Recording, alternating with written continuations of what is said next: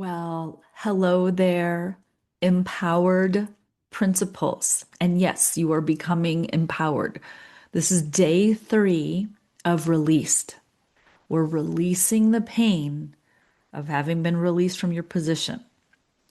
And if you have been in here live or you've been watching these replays, you know the first couple of sessions were all about leaning into the grief, leaning into the story, leaning into the thoughts, leaning in to the emotional experience that we're having inside of our bodies, processing and feeling those emotions, which is the opposite of what any human wants to do when they're in pain, when you're in grief, when you're in agony, when you feel so defeated, when you feel rejected. Those emotions, they physically hurt inside your body. And what our mind wants to do is like circumvent those feelings. We don't want to feel the pain in our chest, the tightness, in our jaw or our shoulders, back. We don't want to feel the butterflies in the stomach and when you feel almost nauseous.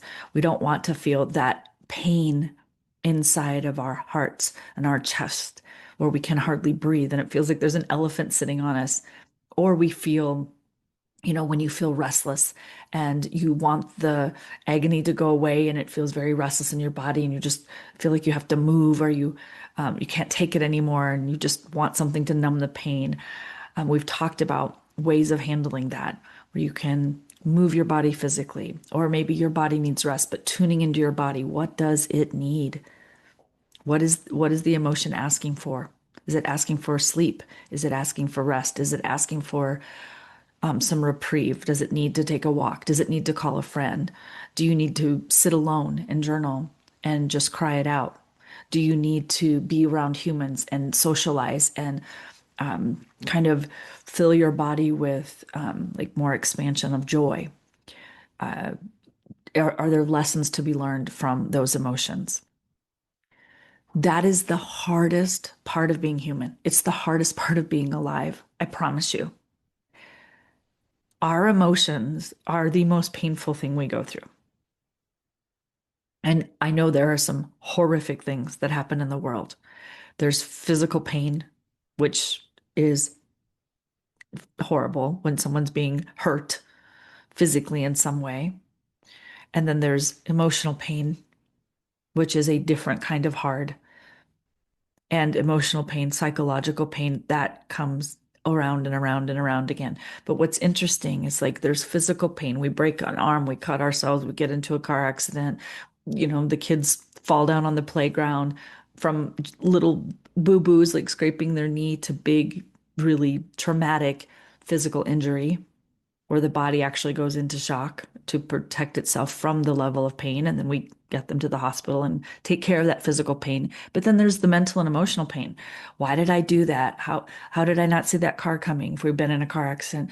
How did we let that kid fall from the monkey bars? Or what could we do differently? And then we have the mental and emotional pain of the story, of the woulda, coulda, shouldas, and in the hindsight is 2020, in the looking back, the regrets, the contemplations, the, you know, kind of beating ourselves up, the self-deprecation, the self-criticism. All of that is pain. Pain is pain is pain. There's physical pain, mental pain, emotional pain. And this pain, this emotional pain that we're in, can feel unbearable, just like physical pain. But with physical pain, we have tools, measures, resources that we've developed as humans to reduce the pain.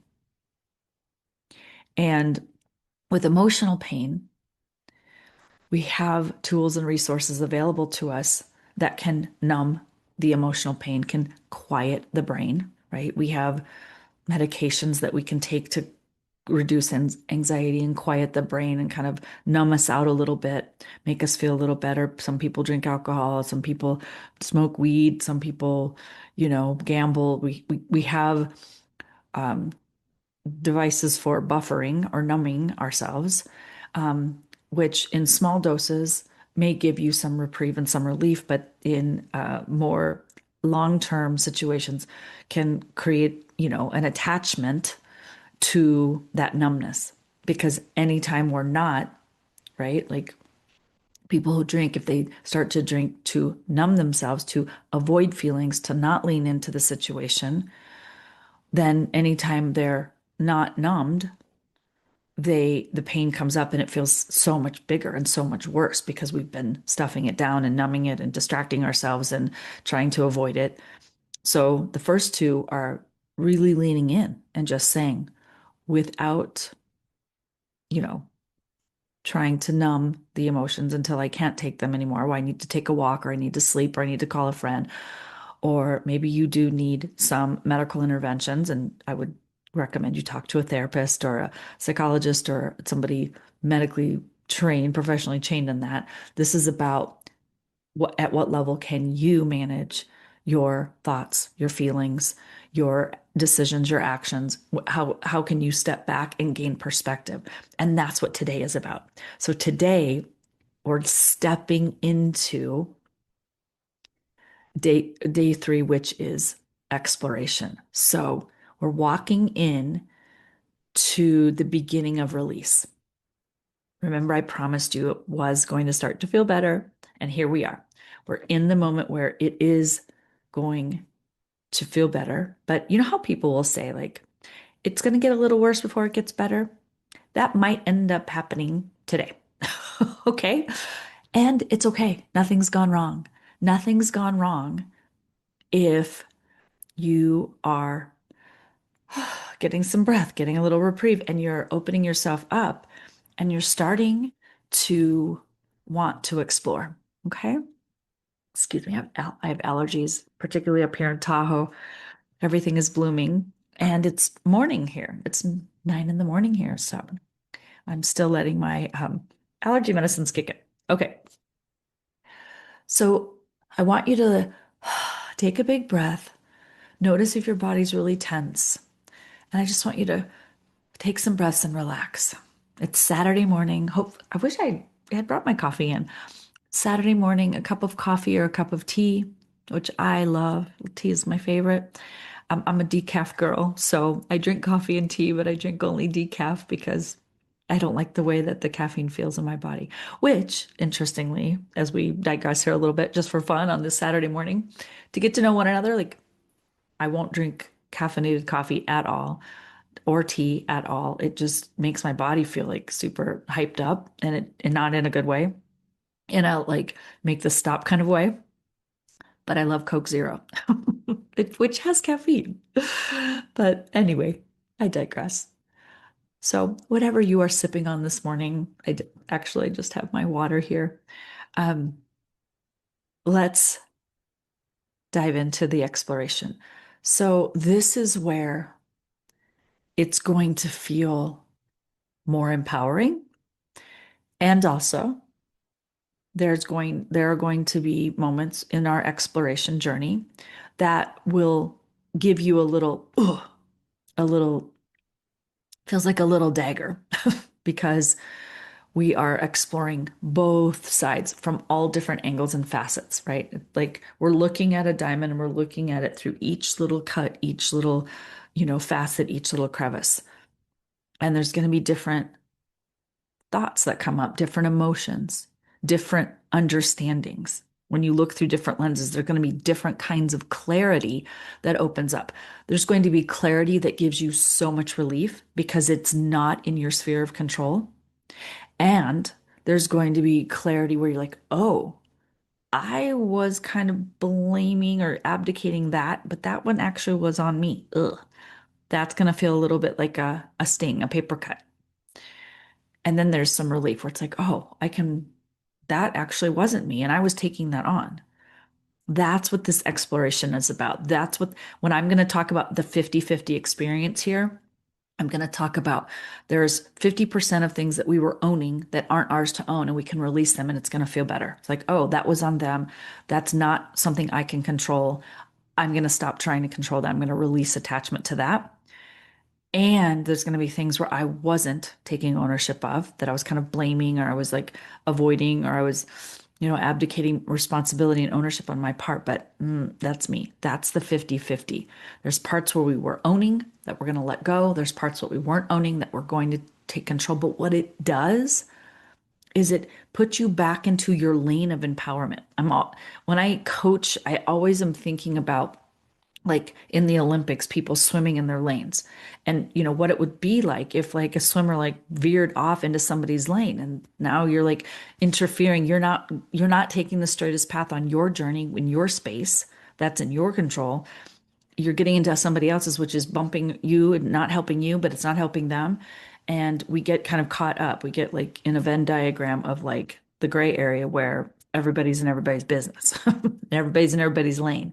So this process is what helps you get some clarity, like wipe off your goggles and it gets you into your lane. Okay. So this what I'm inviting you into is this exploration where you're going to start to loosen your grip on some of the grief and the pain and the painful story. You know, the story that is it's either all your fault or all their fault. This kind of all or none thinking. It's when we're in the most pain. It's all my fault. What should I have done? And you want to go into placating people, fawning, people pleasing. You kind of the freeze, fight or fight, freeze, fawn. You get into the fawning and the freezing. That you can start to a degree of separation. Okay, where we're going to loosen our grip on it's all their fault. I didn't do anything wrong, or it's all my fault. I should have, and you're beating yourself up. We're going to like just step back from that story a little bit. Okay. The pain's not all gone. You're still feeling the sting. It's like when you have a physical pain and you go to the doctor and you break your arm and they put a cast on it. Technically, you are in the healing process. As soon as that cast is on and everything's set and you walk out the door, doesn't mean you're not in pain. Now you have some new pain, right? Like the cast doesn't feel good and it's kind of itchy and sore and you can't move your arm and you're different kinds of pain here, okay? But you are on the path to healing because now your arm is in a cast or you have the band-aid. You got the Neosporin and you've healed up the boo-boo or if it's traumatic like 911 is here, you know. So this is the stage where the pain isn't gone. So I'm setting this up because I don't want you to be in the expectation that it's all or none pain. There's still pain, but you're on the healing path. Okay. You have moments where you can feel a degree of separation. Okay. So this part of the process and this part of healing, it's all about questioning. It goes from thinking in loops. You know, when it first happens, you're panicking, and then you're telling the story to your loved ones, and then you're in bed at night and the story is so loud and it just loops over and over and it keeps you up, or you just can't take it and you fall asleep. Like I've been through all of this, right? My bed has just been a sanctuary and it's been a place of just absolute pain. So we're going to start asking questions. We're being open. We're just breaking open a little bit towards looking at the situation through these different lenses. And we're going to start opening and being willing to ask ourselves some questions. And the reason we ask questions is we're not telling ourselves what to do. We're not forcing ourselves. We're just asking. We're just kind of like putting it out on the buffet. Then there's lots of questions we could ask. We could look over here. What about this question? What about that question? And what about this appetizer, right? These little questions that we're going to start asking. You can take them, pick them up, taste it, explore it, like it, don't like it. Okay, we won't get more of that. Or yes, we love this, more of this, please. Okay. So this is a opportunity where we're going to ask questions that feel better. And we're looking for better feeling thoughts. Like what else might be true? We're looking for better feeling narratives.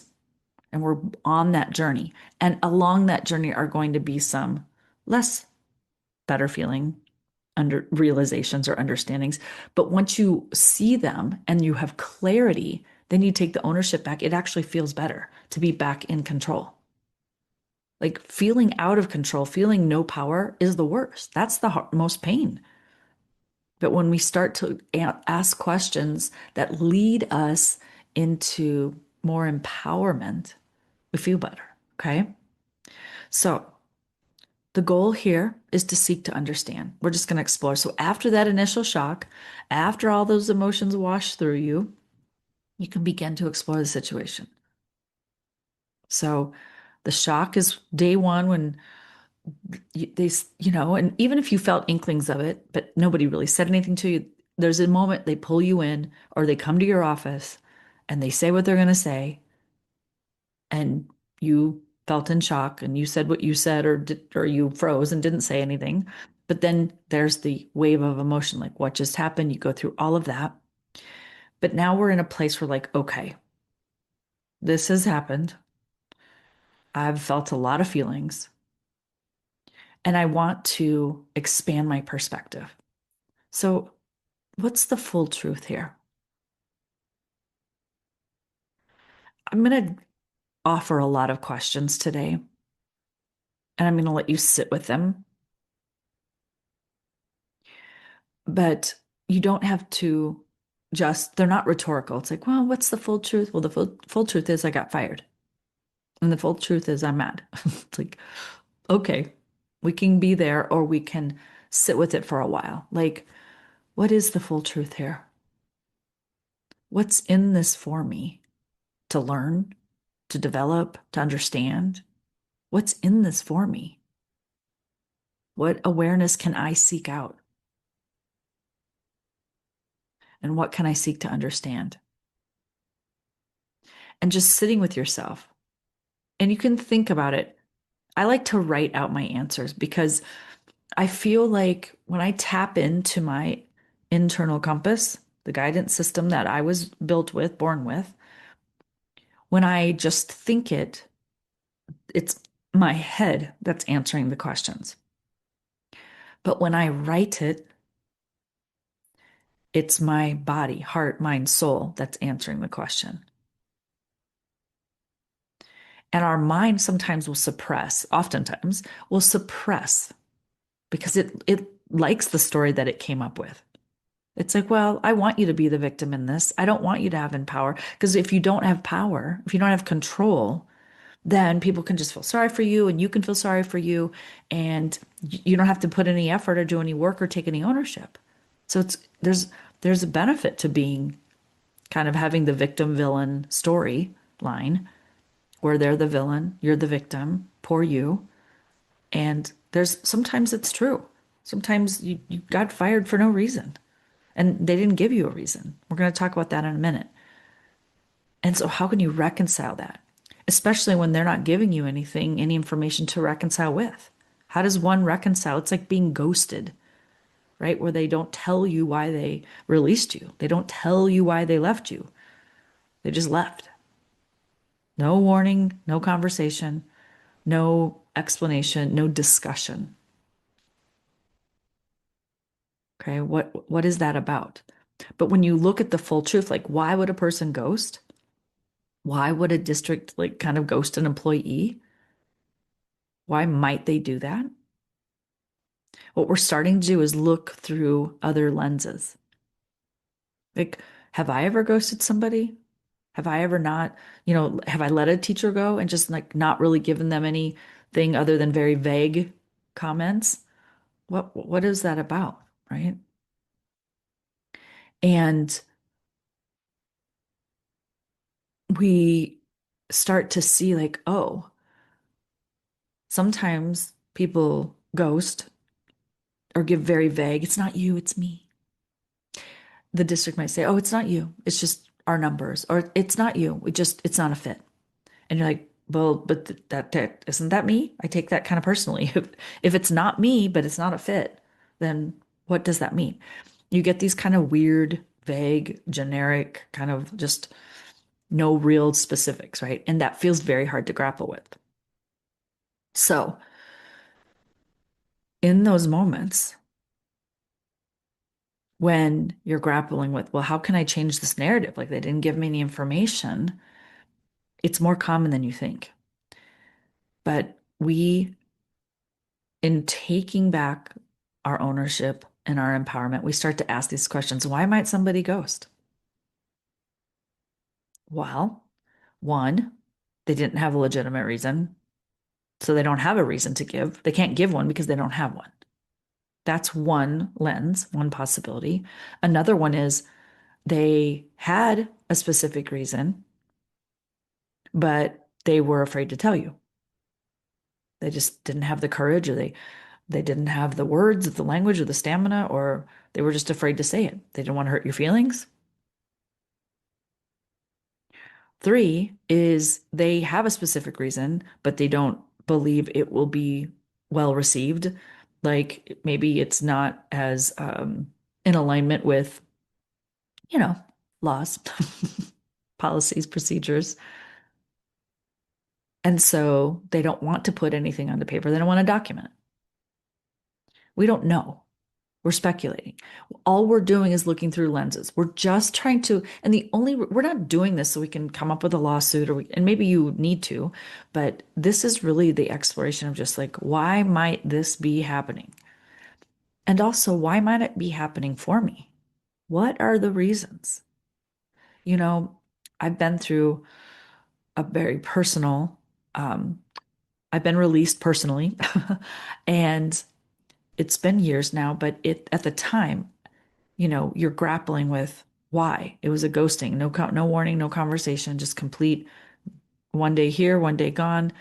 And I realized that that person didn't have the bandwidth, the maturity, the skill set, the mindset, the values to handle it differently than they did.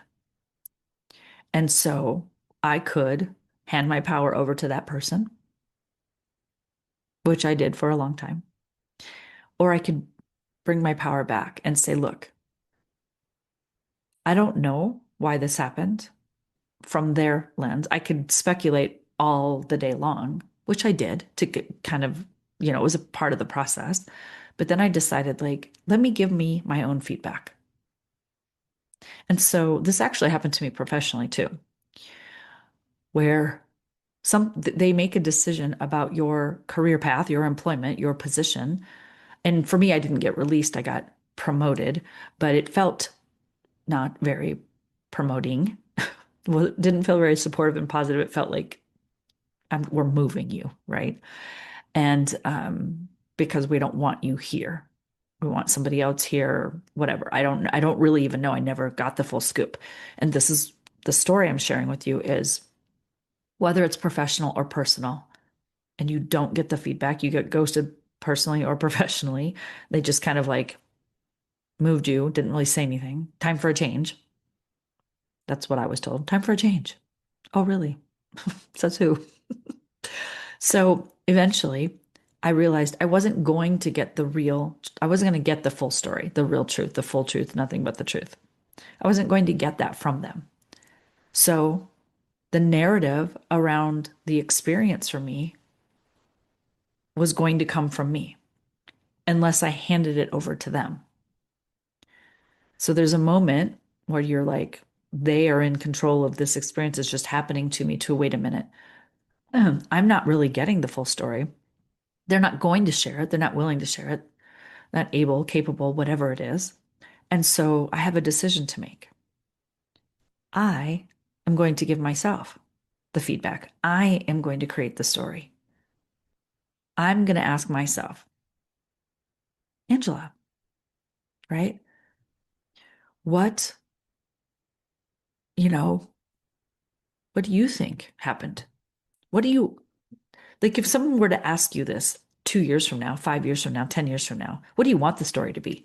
Do you want it to be that you were the victim and poor you and get a bunch of pity 5 years later, 10 years later? Or do you want this story to be empowering?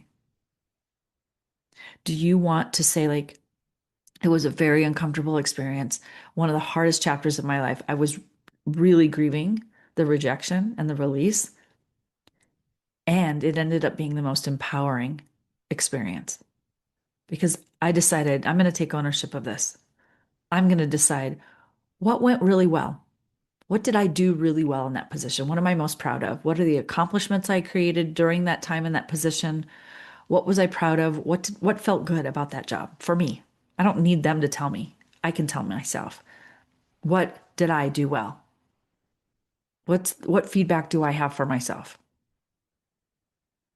What did I do well as a friend? What did I do well as a spouse? What did I do well as an employee? Pick your situation that you're recovering from, you're healing from. What did I do well in my words, in my eyes, through my lenses? What am I?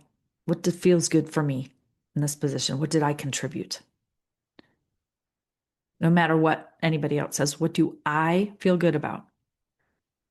Please swim in that story. Dive into that pool, explore it, and surround yourself with it. Let yourself feel really good. These are the things I'm so proud of. And just as we get with feedback from our employees, what have I learned in this position? Where did I grow? What did I not know in the beginning that I know now? What skill set, what mindset, what are my leadership talents? Like, what did I evolve? What did I develop? Just be in that, feel that for a while. And when you're ready, whether it's in the same session or a different session, like what parts of this job were hard? What sucked? What didn't I like? What was a challenge for me? What were things I avoided? Was it conversations? Was it relationship building? Or was I really good at that? Was I like not as organized with deadlines? Or, I missed something or my calendar got off. Maybe I wasn't great at organizing. Maybe my desk was messy. Or maybe my calendar was messy. Maybe I wasn't good at planning. Maybe I wasn't good at like physical organizing of my classroom or my campus, but I was great at relationships. Maybe I felt like I really understood the curriculum in the K2, but not in the 3-5. Or maybe like I felt more comfortable with the science and math departments and less comfortable with, the language arts and the history and those, if you're in middle or high school. Did I feel like I did, was I working with all people, some people, looking for what worked well, what didn't, what did you learn, what parts of this job were really hard? And if I were my own boss and I were a loving, kind, and truthful, honest, open, transparent boss, and I was lovingly sitting down with myself and saying, hey, here's what I see you did so great. These are the things I've seen you work. These are the things learned. These are the things I see you working on. And here are next steps. Here's something you might want to try. Here's a skill you might want to expand. And this learning this, developing this part of your leadership repertoire will feel very good for you. What do you think about that? Ask yourself, if I could develop one aspect of my leadership capacity, that would feel so good. Like on the other end, it would feel so good to like, I would love to get more organized. Like it would be amazing if I could get a routine where I'm organizing, either getting my desk organized once a day, once a week, getting my office organized once a month. That would feel so good. Or maybe it's I'm super organized, but I'd really like it would feel so good to get out there and do those, touch points and talking to people a little bit more, getting out on my campus more, getting into classrooms more. Just one little area that would feel so good. If you're like, if I could like wave a little leadership wand and expand and develop myself in this way, what would it be? Give yourself the feedback. Because something I want you to consider is that when you're going through this little breakup, this little release, what it's really inviting us to do is to rebuild relationships. So when you go through a breakup, there's obviously that relationship in and of itself may not be able to repair it. If you never know, anything's possible. Like if you didn't want the relationship to end, you might keep your heart open to a conversation if that person ever were to come back and say, on hindsight, like I didn't handle this the best. I'd like to have a discussion. I'd like to have a conversation and a reconnect. That might happen. You might keep your heart open to that, like keep the back light on for them while you also move forward in your empowerment. But the relationship most important to rebuild because there's a lot of pain and a lot of mistrust is the relationship with you. So when you've been released from your district, from your position, There is your relationship with you, the relationship with the situation itself, like how you're relating to what happened and to the other people, like the characters in your story. If it's like a movie or a book, there's you're the main character.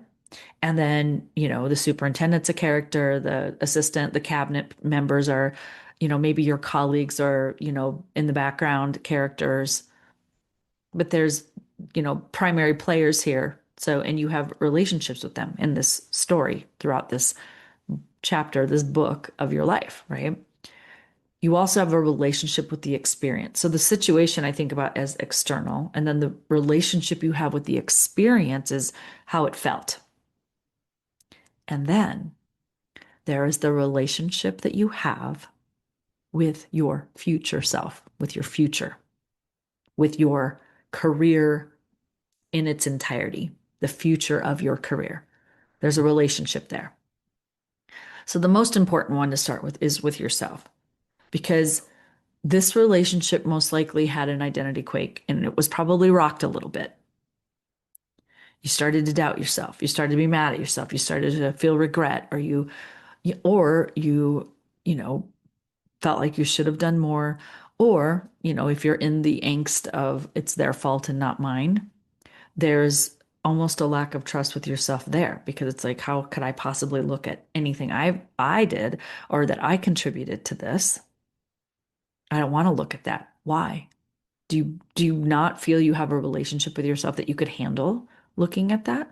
Do you have such a disconnected relationship with yourself that you don't know, or you're not willing to look at the parts of you that are the 50-50 of this?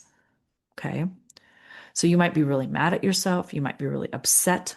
You might be feeling very mistrusting, like doubting, mistrust, unsure of yourself. You might feel like you kind of crawl into a hole and don't think you're capable, think you're insufficient, and feel like you're never going to be successful again. We might go through that. We have to rebuild this. We have to like bring ourselves out of that shell and say, hey, let's talk about it. Let's stop beating ourselves up.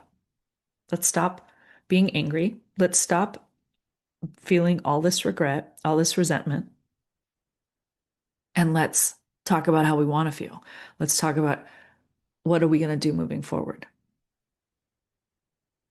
So whether you like held yourself in the all or noneness of this, you held yourself overly accountable, or you were holding them entirely accountable, where's kind of the land of and looking at yourself. How do you rebuild trust with yourself? So this relationship building, it really becomes a balance of taking accountability for your part, taking ownership and responsibility and all those hard things, and also being very kind and loving and forgiving with yourself and releasing this parts of this story. Like, if you're writing a book or you're writing a movie, like a screenplay, and um, you are the author, you hold the pen. So you get to decide how the main character here presents, how the main character feels, how they handle it, how they think of themselves, what they did when the breakup happened, how they healed themselves, what they think about themselves, how they rebuilt their trust. You have the pen. So you want to acknowledge what happened. So you acknowledge what happened. This is happening. It's not my preference. It's not my choice. It's not my desire, but it's happening. It's the truth. I didn't want it to happen, but I'm also going to be kind to myself. So I'm acknowledging what happened and I'm being kind. Land of and. I'm owning the part, the 50 part that I don't want to own, but it's my job to do it. And I'm going to step into this and I'm going to love myself so ferociously. And I'm going to be so proud of how courageous I am to take ownership. Most people don't ever learn the skill of taking ownership of their part. And they've not been taught the skill and the practice and exercising this practice of looking at the all or none story that tends to go in our head. It's all their fault, all our fault, into There's a 50-50 here. There's the part that I own that I can control, and there's the part that I can release because it's not mine to control, and it never was. We don't control the decisions our superintendent makes, our assistant soup, anybody at the district office. We don't control that. They make the decisions they make. We like them or we don't, or we feel neutral about them, depending on our own perspective. But we have to separate out what is in our control, how we think, how we feel, how we act. How they think, how they feel, how they act, what they decide, their behavior, their perspectives, their values, we cannot control it. Can we have influence? Yes, but we don't control it. We can't make them change their mind, make them change their decision. So we have to separate it out. And then when we're acknowledging what happened, we're getting real with ourselves, but very gentle and loving. We're owning the part that we are, that, taking ownership of the part that's ours and being proud of that courage. Not beating ourselves up, but being proud, being kind about it. And then also taking responsibility for next steps, forgiving your mistakes, choosing to leverage the mistakes, the missteps, you didn't know and now you know. You got blindsided. Sometimes learning happens that way. It's like, whoa, ouch, didn't see that coming at all. Okay, lesson learned. And oftentimes, the more painful the lesson, like the more we remember it. So there's this balance of ownership, but also love and kindness and compassion for yourself. I mean, again, I think about Olympians who they don't medal, or they got them silver by 0.02 seconds or something. Do they beat themselves up for life, or do they acknowledge it and own it? Here's what worked, here's what didn't, and here's what I'm going to do differently. I'm going to keep training. I'm going to move forward. I'm going to remember this. It's painful. I got the silver. I was just shy of getting a medal at all. I came in fourth.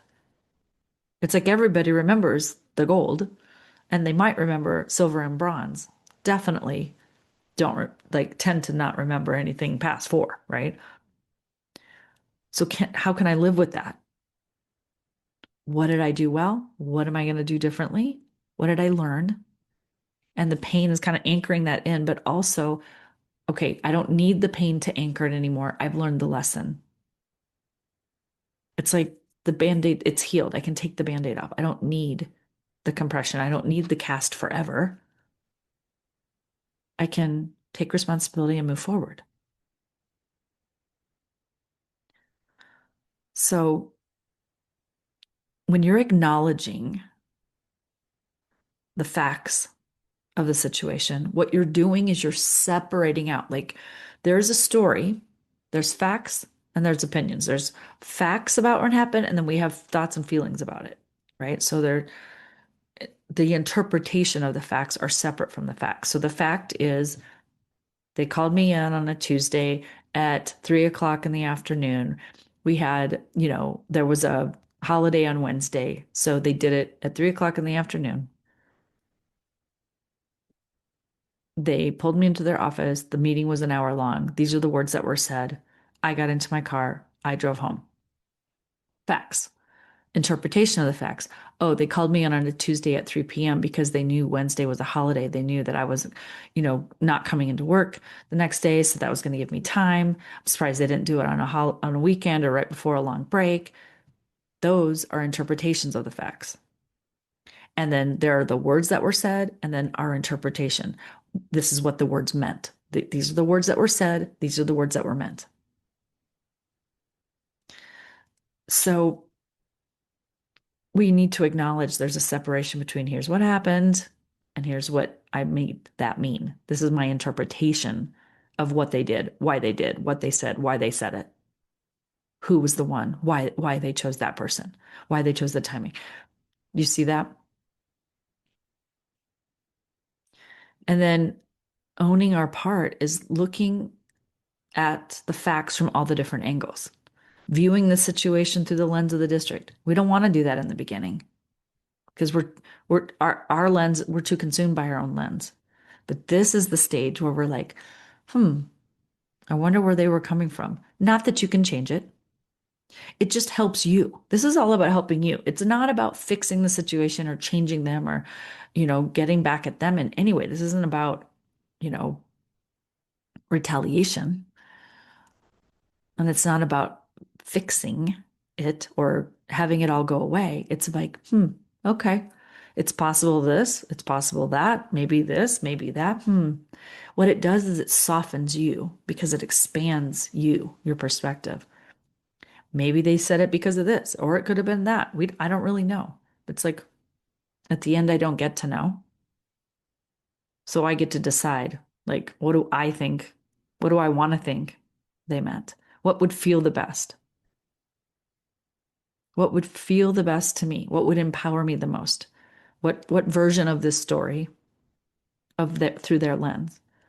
They let me go not because I'm not capable. They let me go because whatever feels good. The numbers. Or maybe they were threatened by me.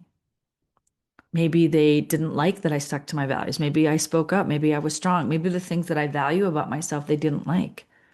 Maybe that feels empowering to you. Maybe it's, I'm not sure why I got released, but I'm going to trust that there's something better out there for me. Maybe that story feels better, right? So you're looking at the 50-50 of it all, not to kind of like talk yourself into a better story, but to something that lands for you, that anchors, that actually feels better. And then what are the next steps? Where is your power moving forward? Where do you want to direct your career? Get back in the driver's seat. What feels like the next best move, position, district for you? Because the truth is that taking ownership and responsibility for the lenses we look at, the perspective we decide to believe, the story, the narrative that we create about this, and taking ownership, not even just of our mental state and our emotional state, but now we're getting into like action state. And 4 and 5 is going to lean us into the action. So we're kind of going through the steer cycle. We're going through the situation, our thoughts and feelings about that. And then we're looking at our thoughts and feelings. Do these feel good? Is this empowering? Am I giving my power away? What feels true? Like, where am I in my lane? Where am I in their lane? How do I get back into my lane? What's the most empowering thing I can do? Starting to move forward. So we're looking at our thoughts and feelings and directing our career, taking back the ownership, because this is how we evolve and level up in terms of our maturity, in terms of our empowerment. So when you think about the relationship you have with the situation, so you're thinking about it, it's your relationship is your thoughts. So even in a relationship like your loved one, let's say your partner, like the person you love on the planet, your relationship with that person is based on your thoughts about them. It really is. It's an internal job because when you're thinking loving thoughts, you feel a certain way about them. You engage in a certain way with them. And when you're mad, when they've done something to upset you, and you're having different feelings, like they're so annoying, or should have emptied the dishwasher, or why can't they ever put their dishes in the dishwasher? Pick up the socks, right? Do your own laundry, like the little things. And we're like, chew with your mouth closed. Like, we have all these little things we love, and then we're like, oh, we have different thoughts. So that same exact person, they haven't changed. They haven't changed at all. Our thoughts about them change. We have a relationship with them.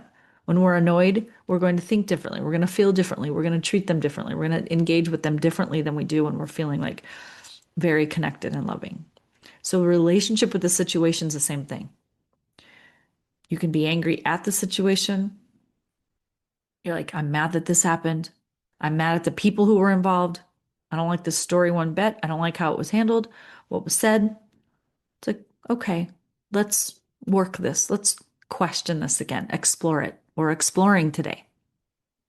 Why am I so angry? What are my thoughts what are my thoughts that are generating anger? Wow, this person has always hated me. They always have been rude to me. They give me the short end of the stick. They're always manipulating. They're always like never giving me any resources. Just let yourself tell the story. What was said? What were their words? What do you make that mean? What did they not say? Sometimes it's what they don't say that bothers you. Well, they at least could have taken time to acknowledge that, all that I did do, the grants that I got, the scores went up. Why are, I don't even, we get indignant. Let it be. Notice, what's your relationship with the situation right now? Are you like when you think it's combative, are you being combative back, right? Just a lot of times we have opinions on how it should have been handled. If they were going to release me, they should have done it this way, or they shouldn't have released me at all. And here's why. Notice your relationship with what happened. You have a relationship with how you were released. Notice it. And remember, it's okay to be angry, right? We're not telling ourselves, don't be angry. You shouldn't be angry. We're not, shushing our emotions, but be specific about it. Why am I so angry? Specifically, what specifically am I mad about? If you're upset with others, specifically who and specifically why? How was it handled? Be specific. It's not just what they shouldn't have done it. What specifically did you not like? Get just it's okay to feel anything, anything at all, any emotion, but be specific. The solution is in the specifics. It's okay to feel how you feel, but get specific. And then when you've gotten very specific and you've written it all down and you read it, how does it make you feel? Does it make you feel justified? Do you feel self-righteous? Or does it kind of land like, this feels true? The question I ask myself whenever my indignance comes up is, does this serve me? It might feel good. It might feel justified. It might feel very self-righteous. But is it serving me? Is it moving me forward? Do I feel less attached to the situation? Do I feel more empowered? Does this story, does this version empower me? Yay or nay? And is it the only truth? Is this story the only possibility of the way it went down? Is my version the only version? Or what else might have been true? Just we're exploring. You don't have to attach to any one story. And if you want to stay attached to your story, you can, if you think it serves you. But is it serving you to be this mad, this angry, this attached? Does it help you move forward? And then you want to come to some peace, come to terms with this is the experience. This is how I experience it. This is my pain points. These are the facts. This is my interpretation of them. I see that. I recognize it, but this is my experience. You're not gaslighting yourself. You're not manipulating yourself into feelings a different way. This is how it was. This is how it felt. This is how I responded. This is my memory of the experience. And this is what I want. Why did I experience it in this way? What was I thinking? What's the memory that I want moving forward? What's the most empowering narrative versus what I'm currently holding? Here's the narrative I'm telling myself right now. What's the narrative I want moving forward? And the most empowering one. Even here's what's crazy. I will tell myself the most empowered version of a release, whether it's a professional release or a personal release, because of the way it makes me feel. The truth is this, when we're feeling terrible about it and we're in kind of victim villain mindset, like in that kind of storyline, that feels terrible and it's very disempowering. And it's not true. We think it's true, but it's really not true. So it's not true and we feel bad. I would rather tell myself the most empowered version, even if it isn't also exactly true in terms of facts. But I just tell myself, they did here's the fact. This is what was said, and this is what I'm making it mean. Whether or not that's true, whether or not they didn't mean that at all, who cares? Because it feels good for me. It empowers me to move forward, to release it. So why not write the narrative that's the most empowering one for you around the situation? They let me go because it was time for me to let go. There's a job out there waiting for me. And I was able to be so happy in my current job. I didn't really see this coming. And I thought this was terrible at the moment. But now, in hindsight, if I really think about all the possibilities that are available to me, maybe I wanted to move out of this town. Maybe I want to go somewhere else, try a new state. Maybe I'm here. Maybe I was so attached because my kids went to this school and I thought I could only ever teach there. Do you know that my entire career in education, my son went not only to a different school than me, but in a different district? And was that hard? Yes, the schedules were different. I was a single mom, so I was heavily relying on my mom friends. Yeah, we'll pick up Alex. I would drop him off early, they would take him to school, they would let him come out, whatever. I did all of that hustle. Was it harder? Probably. He could have just come and gone to school with me, but I never had him at my school. And I have so many clients, so many people reaching out saying, I can't do this. I'm entangled. My kids go to school here. Okay. Well, your kids can go to school there and you can teach somewhere else. And in some ways it was better for me because I could only when my child went to a different district, I had the knowledge of being a school leader, but I wore the hat as a mother.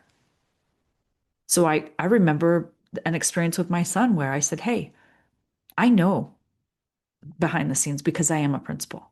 I'm I know what's going on. But as a mother, I'm not walking out of this office until this discussion is complete, until we have a resolution that I feel good about, that Alex feels good about, and that works for you. Because I'm not going to be dismissed and I'm not going to be told the vague story." So I was able to speak to the employees of that district completely as a mother, no attachment, no fear around my job. I don't have to worry about what my colleagues thought or what my boss thought. I could just be a mother. So there's a benefit to that. You can create the narrative. Oh, I thought the worst thing that could happen was me being not in the same district as my kid because I can't have influence, to like, maybe I actually have more influence because I can speak on behalf of my child as fully 100% their parent.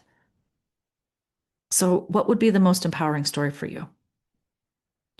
Now I want you to like think about this story and how it's going to impact your future, your next job, your career down the line. Imagine fast forwarding 10 years from now. So it's 2026. Imagine we're visiting and it's 2036 and you're telling me, wow, I had no idea that that pain, that release was going to create this. What's the magnitude of this decision and the situation in your current life? Right now, it feels like it's a 9.0 on the Richter scale, right? Like in the earthquake world, it's like the biggest earthquake. It's like swallowed you whole, devastated everything. But in 10 years from now, this happened in San Francisco. Like, I think in 1989, I was a freshman in college. In October 17th of 89, San Francisco, the Bay Area, it was actually, down near Santa Cruz. They had a massive earthquake, 8 point something. Massive earthquake, devastated the city, killed, I mean, a lot of people died. People were on a two-story bridge that collapsed. People were trapped. There's a whole museum. I mean, it was horrific. And in that moment when that quake shook, lives changed big time. The landscape of the city changed. The San Andreas Fault shook with its wrath and destroyed cities, homes, lives. And then I moved out here in 1995, 6 years after the earthquake. There was still rubble, and parts of life had been redeveloped, rebuilt. And 10 years later, the city looked entirely different. They had rebuilt the bridges, strengthened them. They learned from that quake how to retrofit and to earthquake proof the buildings. Buildings started being built on rollers, the high rises, so that they would sway more. It looked more dangerous, but they were actually built to withstand more shaking. Bridges were able to, that's why they are on the suspension bridges, right? They can withstand movement better than some concrete plain old bridge. And I'm not a civil engineer expert. I just know that living in the Bay Area, earthquakes are a thing. And there is rebuilding after a quake, an identity quake, a release. It's all a quake, but you do rebuild. So, what would your future self think about this quake that you had? Well, back in 1989, this big quake happened, but then this is what rebuilt because of it. This is how maybe your path you thought was going this way, and now it's going, or now it's going, there's a fork in the road. Doesn't mean it's bad or gone wrong or that you're over forevermore. It just means the path has shifted. The way you're developing yourself, the way you're growing, the empowerment that you're leaning into is just different. So in 10 years from now, what's the story you want? Maybe you're a principal in a different district. Maybe you're a district administrator. Maybe you're a superintendent. Who knows how far you can go? Maybe you're a county. Maybe you're running the county, or maybe you're at the state level. Where do you want to take this? And what can you learn? How much can you extract from this learning experience, this earthquake? What can you learn? Go deep. What do we learn about earthquakes in the state of California so that we can protect? We can't, we can't bring back the people who were lost. It was devastating. There was loss. There was pain. There was grief. Just like there is a loss here. We don't not acknowledge that. And we move forward in their honor. So in the honor of losing your position, what do you want to learn from it? What do you want to extract? How do you want to grow? And what do you want to become? Have your future selves back. And what would your future self say to you? If in 10 years from now you are the most successful version of yourself professionally, and you're doing exactly what you love to do, and you absolutely love your school, your community, or you're a superintendent, you love the city you're serving, you love the people, you love working with them. And yes, your school board's giving you the business, but you know how to handle it, and you just feel so great. You're like just really in it, loving it.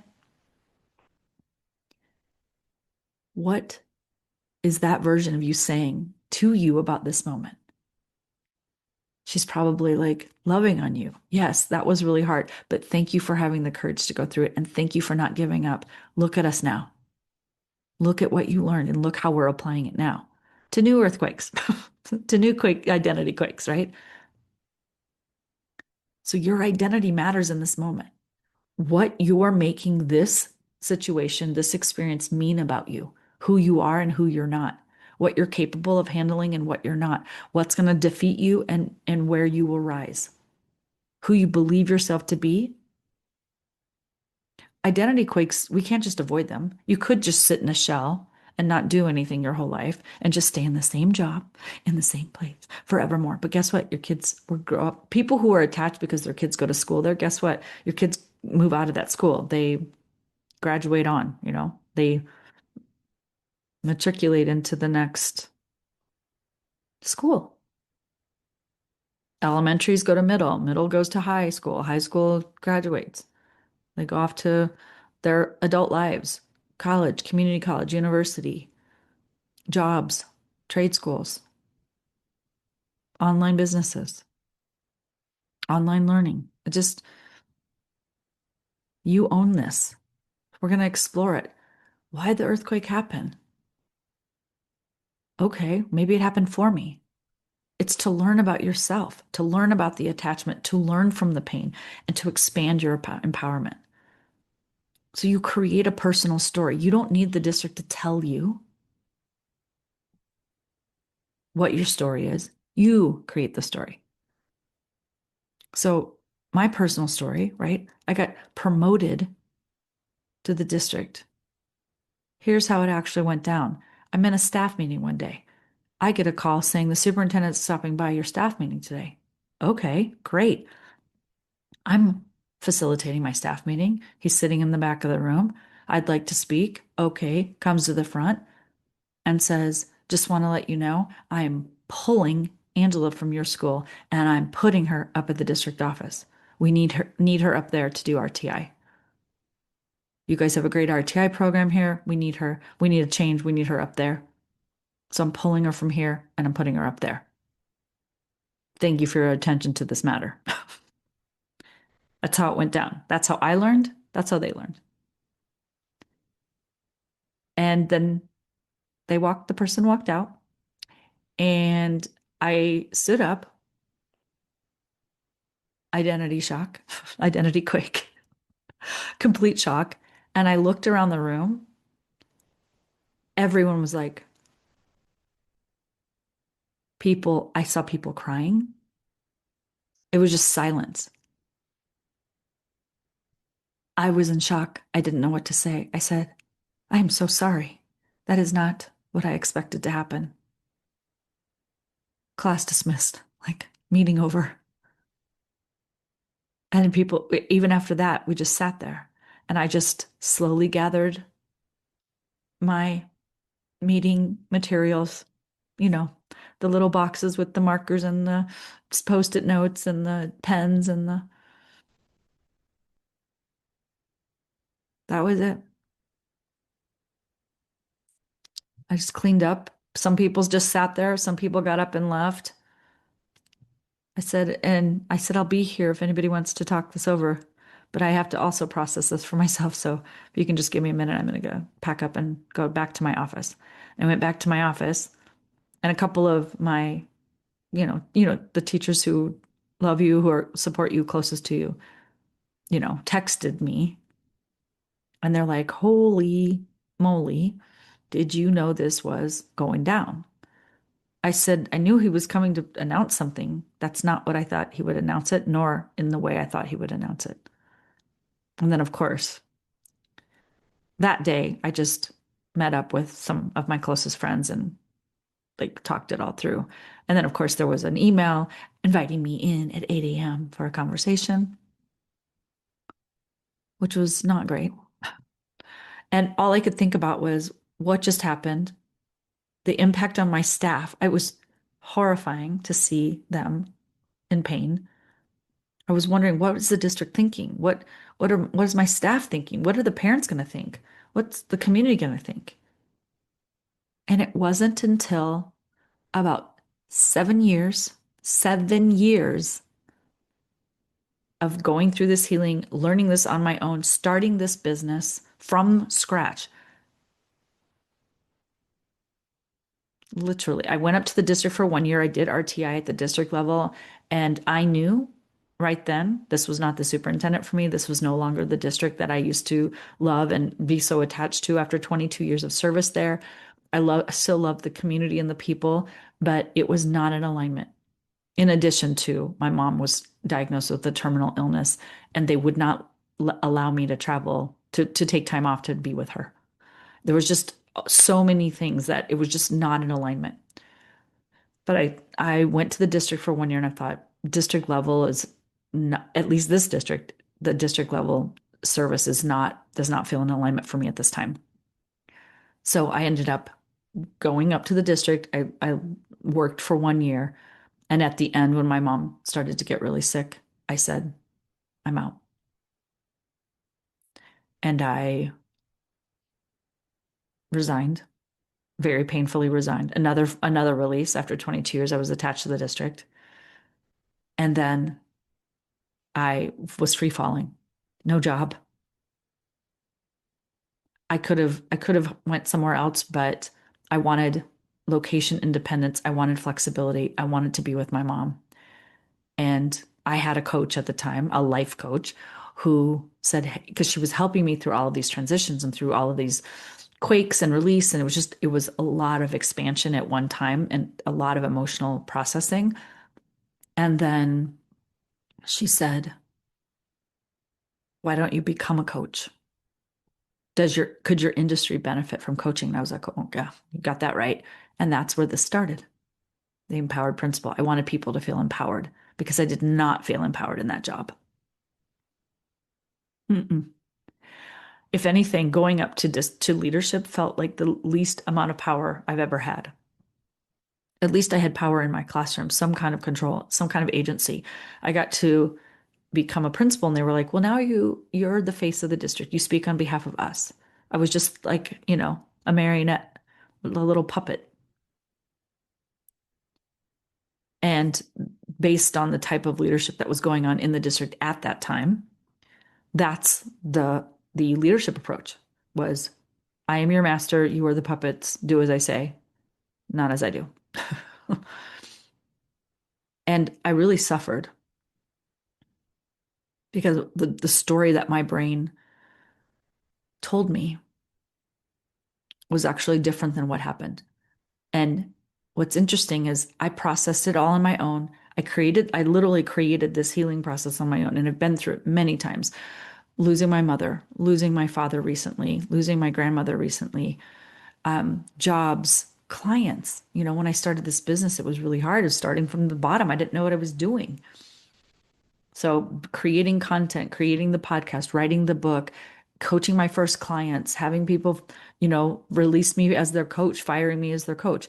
Um, just having people like just time out. They loved the work, but we were complete, and saying closure and saying goodbye to those. So this process that we're learning here isn't just about our job. It's about life. It's about how do we handle life when there's closure, when there's releases, when there's rejection, when there's ghosting. And sometimes years later, you'll get the bigger picture, and sometimes not.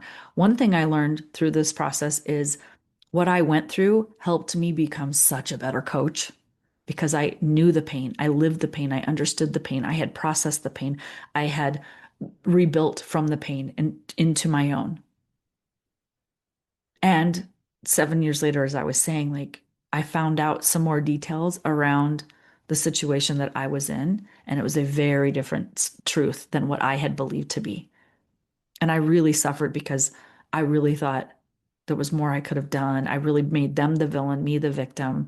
And then I was beating myself up. I could have done more to stay versus like, this was the most empowering thing that could happen. Without that, I probably would be still in the district. I wouldn't be doing this. I wouldn't be serving school leaders this way. I wouldn't be creating personal and professional development programs that nobody else on the planet's created. Like I created this from my pain, from the release. Something brilliant was born into the world that would not exist without that quake having happened, without that release.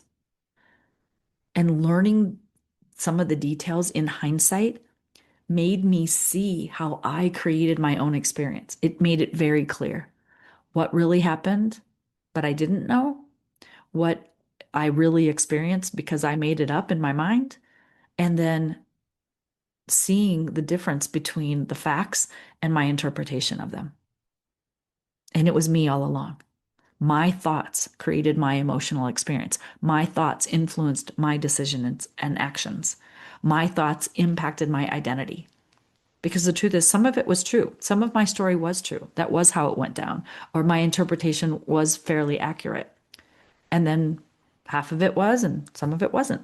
Some people didn't like me. Somebody wrote in the blogs, thank God she's gone. Never liked her anyway. Okay. I was able to laugh at that. I was like, who puts that out in the local newspaper? Somebody did. Okay. You have your right to your opinion. Nobody has to love me. Not everyone has to love me. Some people did think what I feared they thought, but I wasn't as attached because I had released it. And the separation of what happened and my narrative around it taught me that the experience of the situation wasn't about them. It was about me. It's where I was along in my journey, what needed to happen for me, what I used to think and what I used to believe, and how I interpreted it, how I perceived it, how I reacted, how I handled it, how I showed up, what I made it mean about me, what I made it mean about them. So this part of the journey is about exploration. And I want to offer that exploration is safe. It is safe to explore your thoughts. You don't have to take any action. You don't have to make any decisions. You don't have to magically become somebody different. Let it be safe. You're just looking at it. You don't have to do anything. You're just peeking in. You're exploring with curiosity. There's no pressure to change. You don't have to change anything. You're just looking. You're starting to expand a little bit, expanding the narrative, looking through different lenses, open to seeing different perspectives, not attaching to a new perspective, just kind of being neutral about it, looking at them all like the buffet. You're not, selecting your choices yet. You're just perusing what looks good, what feels good, what would taste good, what sounds good, what smells good. What's the experience I want to have at today's, Saturday brunch? You're perusing the menu of options. Okay. Exploring better thinking thoughts. I call it kind of wiggling the tooth, where it's like, when there's a tooth, when a little kid has a tooth and it's just starting to come out, but they're like, no, it hurt. Don't wiggle it. And then all of a sudden you see them wiggle, wiggle, wiggle, but the tooth won't. Don't pull it out. It's going to hurt. But they're wiggling it. They're preparing it. They're getting it ready. They're wiggling the attachment of the tooth, literally physical attachment, but also like their mental attachment to that tooth. Some kids freak out. They're like, oh my God, lost my tooth. They first, it's physically attached. It's not coming out. This is the truth. And then it starts to wiggle. This is what we're doing. You're going to wiggle the tooth, but you don't have to pull it out. Okay. The goal is to create safety in your body. Deep breaths, safe spaces, physical spaces, environments, journals that feel safe. Just exploring the thoughts, the narratives around what the facts are, what the narrative is, and what you'd like it to be. And start bringing that sense of empowerment back into your heart, your body, your soul, your mind. This is where the journey starts to take off. The exploration is where we crack ourselves open a little bit. And now we're going to start expanding empowerment over the next 2 sessions. So if you have any questions, you can always reach out in the Facebook group. You can email me directly. You can set up a consultation call, a one-on-one, if you want to talk with me about it. If you want to email me, if you want to message me on social media. If you have questions, if something feels stuck. This work it requires a little bit of a dance. It's not easy for us just to follow the steps and go through it because emotions are waves. It's like a dance. We ebb and flow, up and down, round and round. Okay. So take this time for yourself, feel better, use this weekend, and we will reconvene. Let me check our schedule. Our next session will be Monday. What's the date on that? April 27th. So this coming Monday, April 27th at 4 p.m. Pacific time. And then we will end on session 5 will be Wednesday. Have fun with this. Let it be light. Let the emotions flow, but also give yourself the beauty of this 50-50 experience that you're about to have. I will let you go. It's been a pleasure to be with you this day, and I look forward to seeing you at session 4 of Released. Take care. Have a beautiful day. Bye.